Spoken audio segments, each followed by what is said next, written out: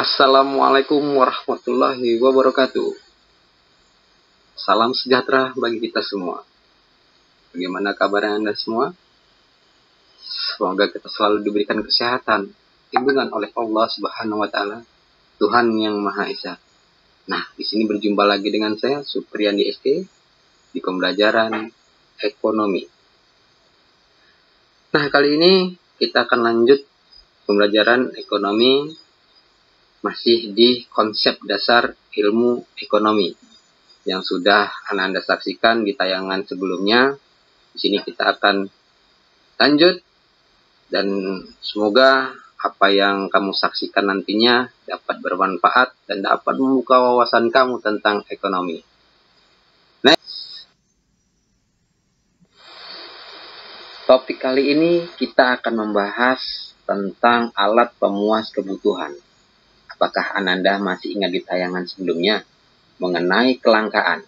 Di mana kelangkaan di sini membahas dua hal umum. Yang pertama, kebutuhan manusia yang sifatnya tidak terbatas, sedangkan alat pemuas kebutuhannya terbatas. Hanya saja yang perlu Ananda pahami di sini adalah alat pemuas kebutuhan yang sifatnya terbatas di sini bukan berarti jumlahnya sedikit. Tapi maksudnya terbatas di sini adalah seberapa banyak pun alat pemuas kebutuhan nantinya itu ada, itu tidak akan bisa memenuhi semua kebutuhan manusia yang sifatnya tidak terbatas. Nah, kali ini kita akan kupas alat pemuas kebutuhan manusia yang sifatnya terbatas. Di sini ada dua bentuk ya kalau kita membahas alat pemuas kebutuhan.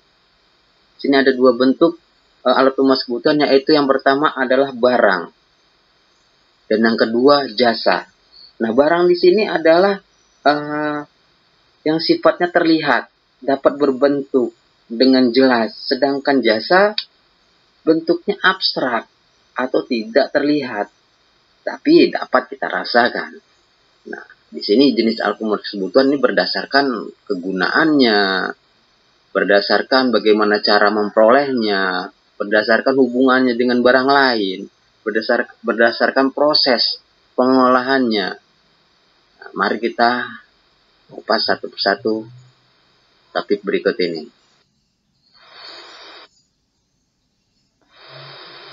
Kita bahas yang pertama, alat pemuas kebutuhan yang sifatnya terbatas. Di sini yang pertama berdasarkan cara penggunaannya.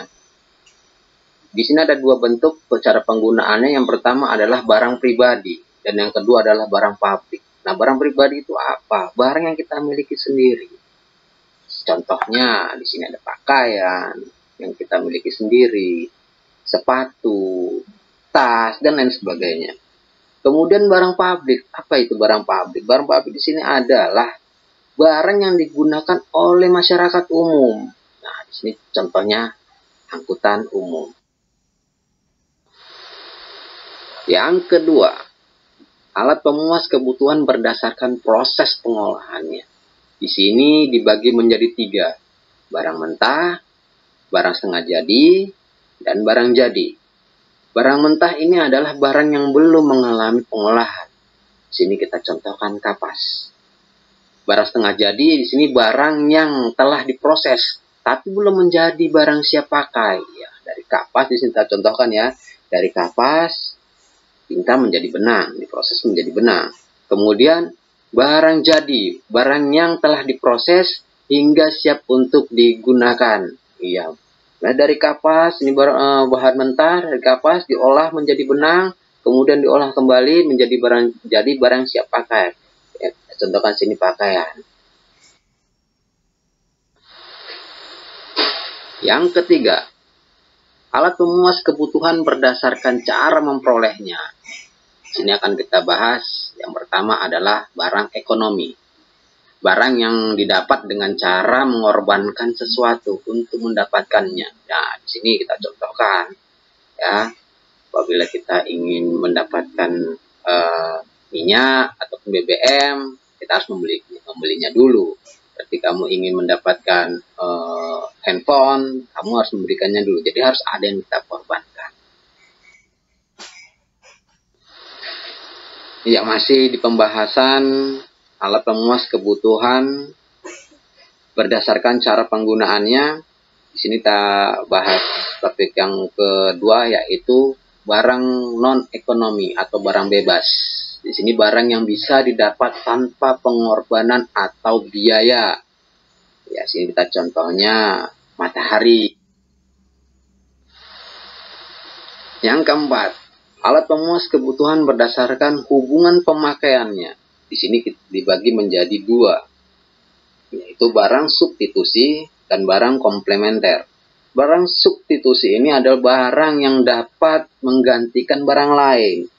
Contohnya di sini beras, tidak ada beras, bisa juga digantikan dengan jagung atau singkong dan sebagainya. Kemudian barang komplementer. Di sini barang komplementer adalah barang yang kegunaannya bertambah jika digunakan bersama dengan barang lain. Sini saya contohkan, apabila kamu punya sepatu, pasti harus pakai kaos kaki. Ya, jadi ada hubungannya. Baik Ananda semua, sampai di sini dulu pertemuan kita. Terima kasih telah menyaksikan tayangan ini. Semoga bermanfaat. Terus tetap semangat, tetap berkarya, tetap berinovasi, yang pastinya tetap di rumah aja. Salam dari SMA Think Smart. Assalamualaikum warahmatullahi wabarakatuh.